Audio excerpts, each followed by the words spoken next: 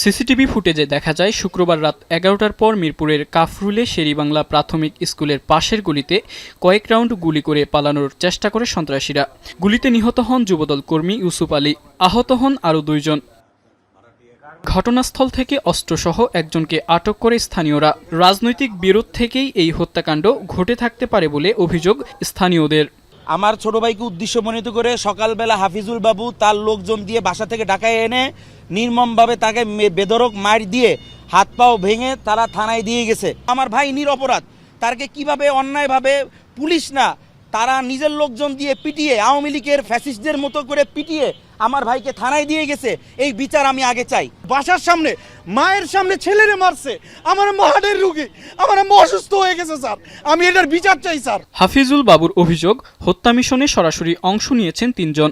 রাজনৈতিক প্রতিপক্ষের জেরে এমন ঘটনা বলে দাবি তার। ভিটামিন ই ও সি সিরাম 8টি প্রাকৃতিক অয়েল সমৃদ্ধ লিলি সিরাম অয়েল, যা চুল পড়া কমায় মাত্র 30 দিনে। ঘটনার পর ফেসবুক পোস্টকে কেন্দ্র করে আবির নামের এক ছাত্রদল কর্মীকে স্থানীয়রা থানা হেফাজতে দেন। তবে পরিবারের দাবি, এই ঘটনার সাথে জড়িত নয় সে।